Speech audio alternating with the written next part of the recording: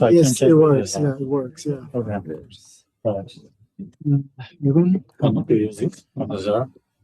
the first one. I need to use it. Yeah, better. Better to use. Yeah.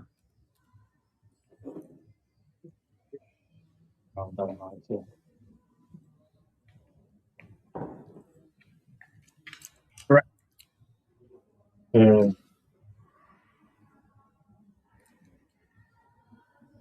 Okay, right. That's fine. Go ahead. Okay. Okay, thank you very much for the opportunity to give a talk here. It's my pleasure. My first time is Arraut, actually. My name is Arraut.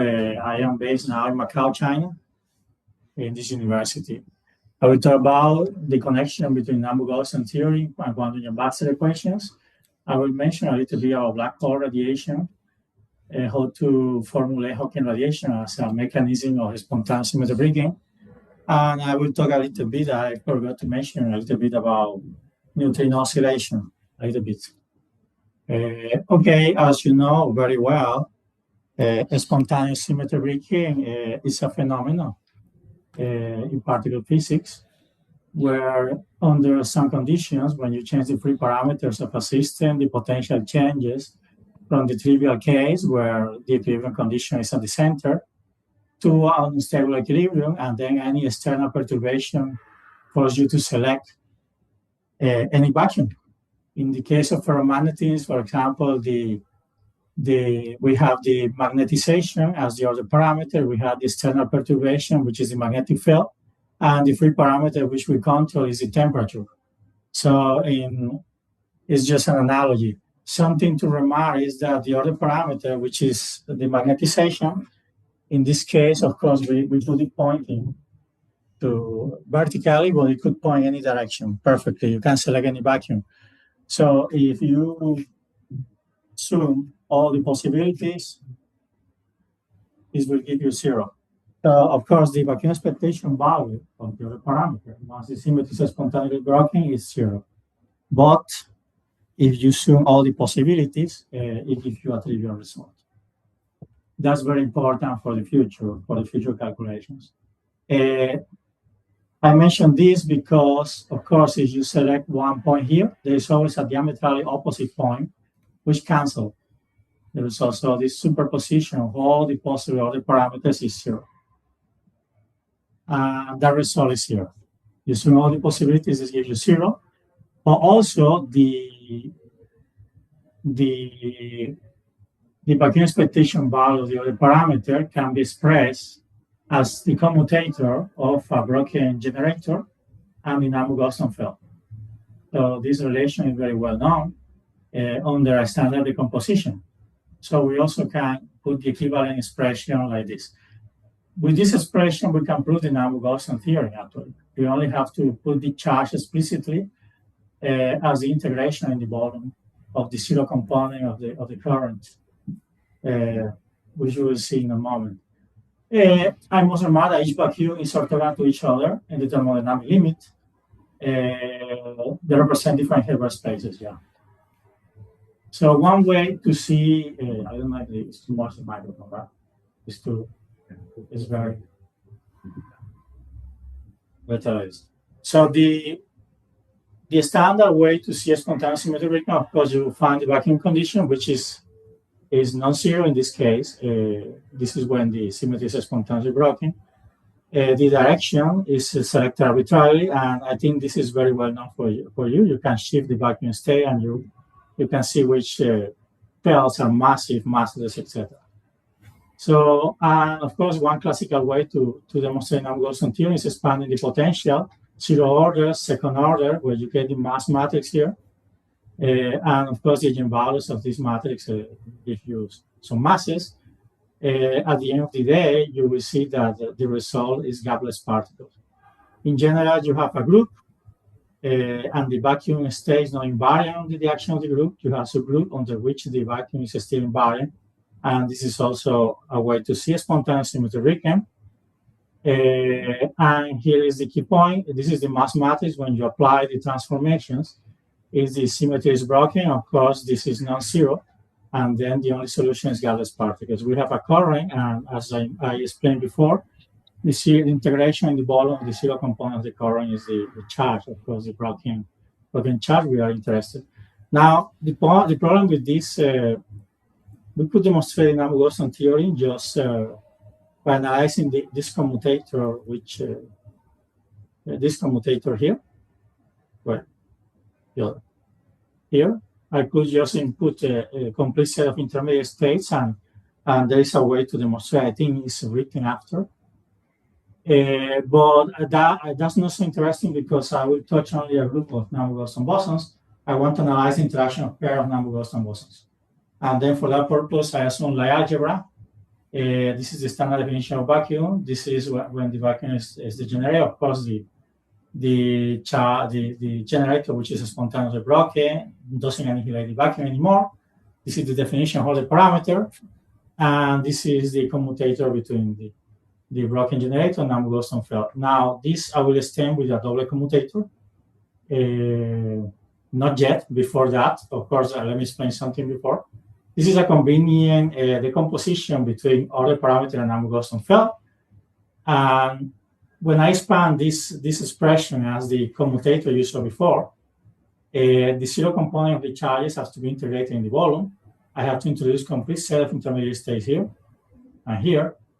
And then I have to assume a space-time translational invariance here. These coefficients y, these labels, sorry, y space-time label, they become exponentials here, and they have to operate over the bracket, no?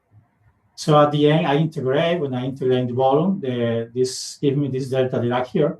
This only tells me that the momentum goes to zero.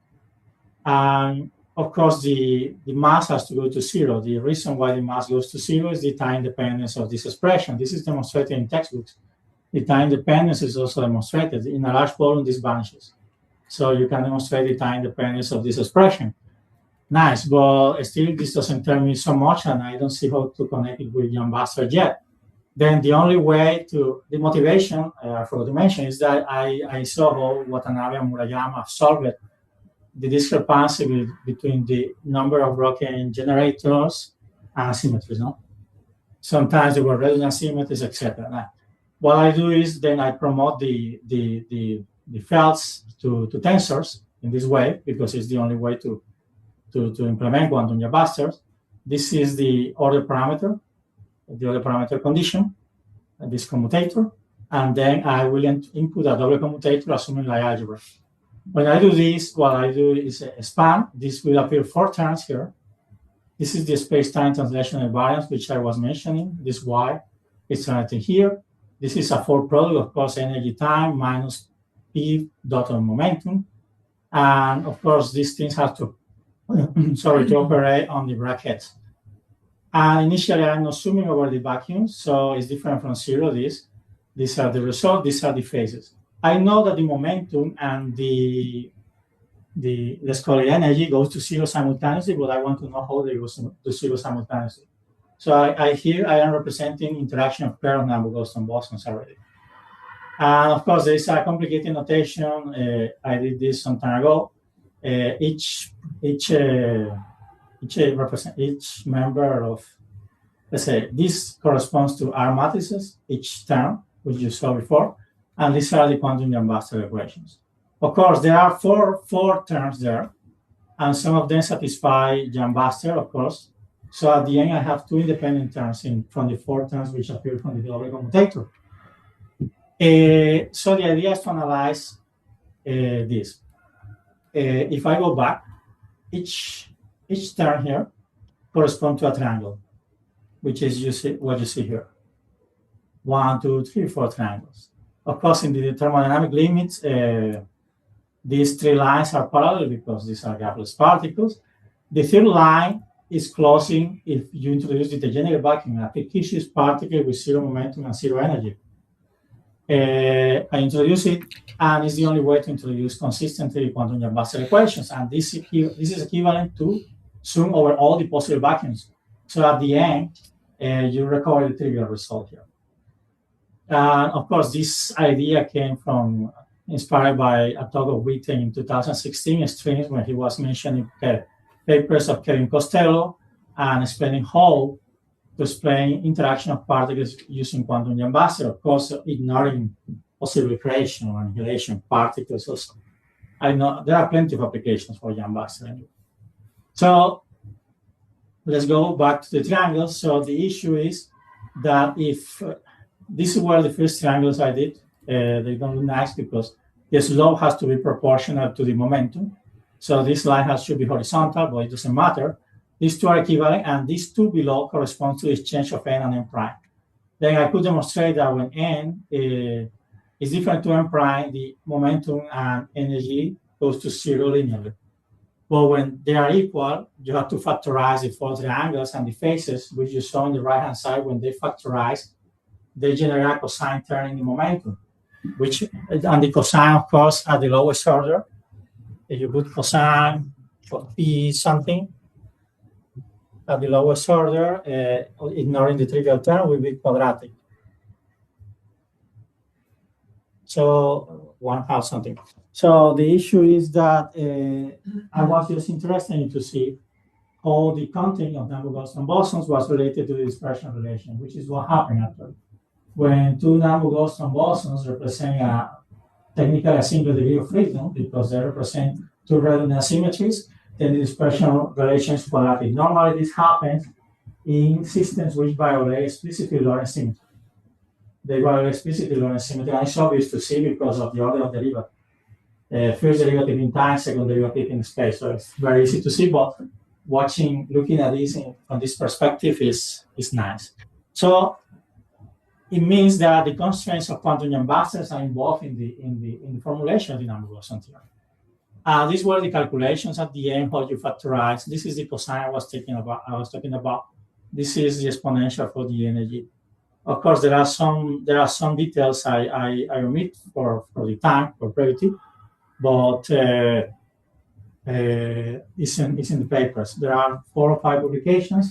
If I include the one where I did with non-Hermitian Hamiltonians, still produce positive eigenvalues as long as the parity and PT symmetry is respected, let's say. So those analyses were quite interesting in that case. Now, applications of this, one proposal recently, when I went to Prague to give this talk, is in color superconductors. I will not talk about that. I will talk better about black holes, and I will mention a little bit about neutrino oscillations. Now, if I go to black holes, there are many ways people doing holography, etc., blah blah. Well, I will do it simple. There are some formulations in gravity where the Valley, for example, he did his own holography approach. I will not talk about that because I don't even know if it's true. He just mentioned that the entropy is proportional to the number of Nambu-Goldstone bosons. He does some analysis, nice. They call it memory enhancement capability or something like that. But in my case, well, I will do it simple. I analyze the Hawking radiation as a comparison of vacuums because at the end, what Hawking did was to compare two vacuums. One before the formation of the black hole, one after the formation of the black hole. You put the same quantum field, you span positive and negative frequencies here, you span in two sets of modes after. What I mean is you have L, B, A, BX, Daga, or vice versa. This is before the formation of black hole, you define your vacuum. After the formation, you have two sets, which is with this,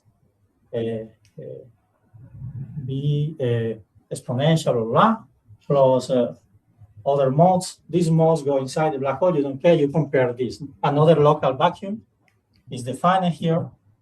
So he compared via Bogolubov transformation these two vacuums. Yeah, correct.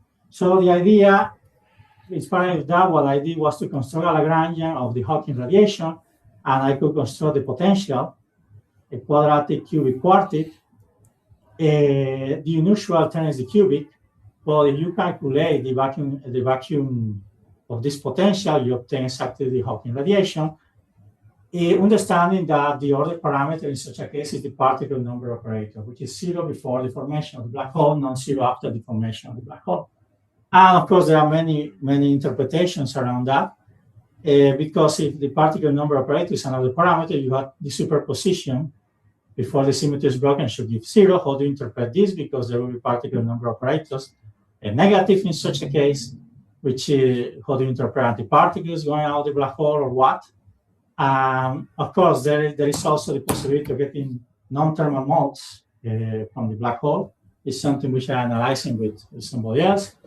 And of course, this part is the thing. This is the picture. As you know, Hawking proposed particle-antiparticle relation. One falls, the other is emitted. And this is the order parameter condition of the particle number operate.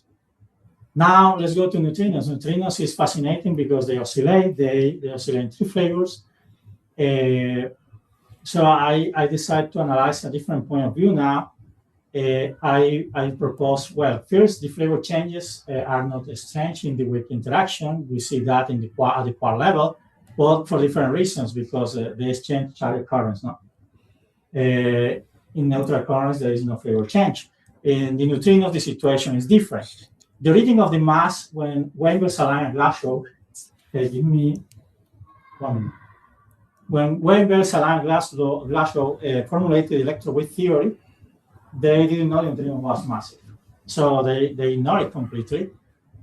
These terms are introduced by hand. You need a right-handed particle. Since there are no right-handed neutrinos, of course, if there is right-handed neutrinos, I have nothing to do. That would not be interesting for me. For me, the interesting case is that there are not. In any case, these terms are put by hand. This term, and this is how the mass of the electron, for example, in million towns, emerge. In the case of boson C and W, the gauge principle, when you impose the covariant derivative, of course, you obtain the mass term for the bosons C and W. But what about the neutrino? In the neutrino, we have oscillation. So what I propose is that the neutrino oscillate between three vacuums. It doesn't break the symmetry spontaneously. It jumps from one vacuum to the other. So I treat the flavor as the other parameter. And if that's true, then I can apply this condition by using the oscillation parameters. I impose this condition and I obtain constraints between the mixing angles. Interestingly, when I input the first angle θ13, which is 8.8 degrees technique, I obtain approximately angles for the other quantities which are inside the measurement range. Maybe it's a coincidence, maybe not. So I'm trying to explore further. For the moment, I don't have mechanisms for the neutrino mass. It's in process. I'm studying it. But what I can say is that the masses, for finding the relation between masses and mixing angles, I use some triangular relations which resemble the Quantum Yang Baxter, which I mentioned before. And I want to close like that because there is no time. Thank you very much. Great. So let's take the speaker again. Okay.